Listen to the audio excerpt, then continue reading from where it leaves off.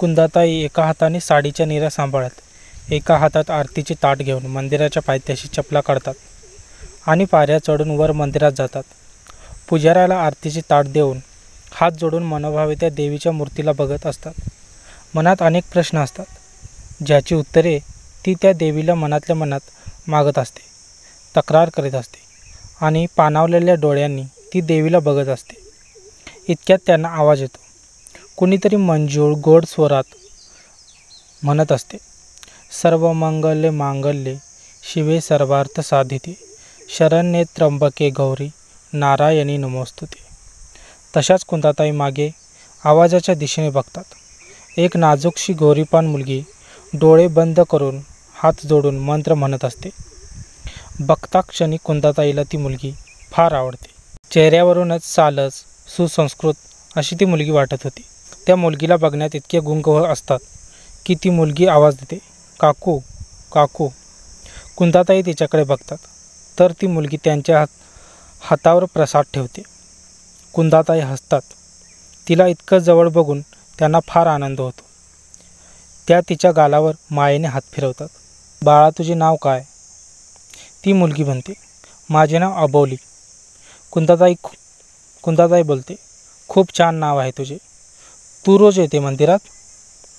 अबोली म्हणते, नाही, आज माझा रिझल्ट लागला. मी BSc फर्स्ट क्लासमध्ये पास झाली. कुंदाताईंना तिचे ते गोड बोलणे खूप भावते. त्या अलगद तिच्या कपाळावर ओठ टेकवतात. अरे वा, अभिनंदन. तू खूप गोड आहे आणि तुझा आवाज पण तितकाच मधुर आहे. असे वाटते तुझ्याशी बोलतच राहावे. अबोली पुन्हा एकदा गोड हसते आणि दुसऱ्यांना प्रसाद द्यायला निघून जाते. कुंदाताई मंदिराच्या बाहेर जात कुणाला तरी फोन करतात आणि सांगतात, मला त्या अबोलीबद्दल इत्थंभूत माहिती पाहिजे आहे, तेही लवकरात लवकर. कळलं? असं म्हणून फोन ठेवतात आणि आपल्या कारमध्ये बसून त्या निघून जातात. ब्लॅक शर्ट आणि ब्लॅक पॅन्ट घातलेला एक व्यक्ती मोठ्या बंगल्यासमोर असणाऱ्या सिक्युरिटी रूममध्ये येतो आणि त्यांना आपले नाव सांगून आत जाण्याची परमिशन मागतो. तसा गार्ड आत फोन करून कळवतो आणि तो व्यक्ती गेटच्या आत जातो. मोठा आलिशान बंगला आणि त्यावर वरच्या बाजूला नाव होते राजवाडे पॅलेस. कुंदाताई आत हॉलमध्ये सोफ्यावर बसून त्यांचीच वाट बघत होते. तो व्यक्ती आत येऊन त्यांना नमस्कार करतो. कुंदाताई, बोला, काय माहिती मिळाली त्या मुलीची? तो म्हणतो, मॅम, तिचं पूर्ण नाव अबोली विलास साने. अत्यंत शांत, साधी आणि सरळ मुलगी. आई आणि वडील दोघेही 5 वर्ष अगोदर एक ॲक्सिडेंटमध्ये गेले. मरणाअगोदर तिच्या आईने आपला भाऊ आशिष शेलार यांच्याकडून वचन घेतले की ती अबोलीचा नीट सांभाळ करतील, तिचे शिक्षण पूर्ण करतील आणि चांगला मुलगा बघून लग्न करून देईल. त्या बदल्यात त्यांचे 70 लाखाचे घर त्यांना मिळाले. पण तरीही त्याला मध्येच थांबवत कुंदाताई, पण काय? त्यांनी अबोलीचे घर विकून त्या पैशांनी आपल्या मुलाला इंजिनियर केले.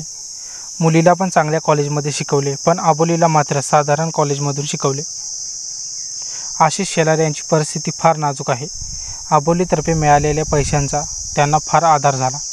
मात्र त्यांनी अबोलीला कधीही चांगली वागणूक दिली नाही. अबोलीची मामी सीमा अत्यंत लालची बाई आहे.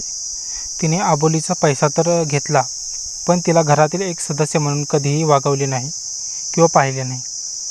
तिला ते लोक घरातील नोकरासारखे बघतात. तिच्याकडून सगळी कामे करून घेतात. आता सध्या ते मुलाला चांगल्या पगाराची नोकरी लागावी यासाठी प्रयत्न करीत आहेत. हे सगळं ऐकून कुंदाताईचे डोळे चमकतात. चेहऱ्यावर एक स्माईल येते. थोड्या खुशीने ती त्यांना काही पैसे देतात आणि पुन्हा थोडे पैसे देऊन, हे तुझ्या कामाचे आणि हे काम परफेक्ट केले त्याचे बक्षीस. पुन्हा गरज लागली की तुला बोलावून घेईल. तो खुश होत, हो नक्कीच मॅम, तुम्ही केव्हाही मला बोलवू शकता. मी नेहमी तयार असेल. 2-3 दिवसांनी आशिष शेलार आणि त्यांची पत्नी सीमा हिला कुंदाताई राजवाडे यांनी बोलावले म्हणून ते राजवाडे पॅलेसमध्ये येतात. घरातील सर्वात जुने नोकर वसंत काका त्यांना बसायला सांगतात. दोघेही त्या मोठ्या आणि आलिशान घराला भिरभिर बघतात. आलिशान उंची सोफ्यावर बसायला सुद्धा त्यांना अवघडत असते. इतक्यात कुंदाताई स्टेअरवरून खाली येत असतात. बसा बसा शेलार, आरामात बसा. त्या खाली येऊन बाजूच्या सोफ्यावर बसत, काय घेणार तुम्ही? आशिष बाजूने जात म्हणतो, मॅडम काही नको. कुंदाताई म्हणतात, वसंत काका पाहुण्यांना चहा नाश्ता आणा काही. आशिष दबक्या आवाजात, अहो खरंच काही नको. आम्हाला कशासाठी बोलवले आहे? आमचे काही चुकले का? तुम्ही असे अचानक बोलवले? कुंदाताई हलके स्माईल करीत, अहो शेलार तुम्ही असे घाबरू नका.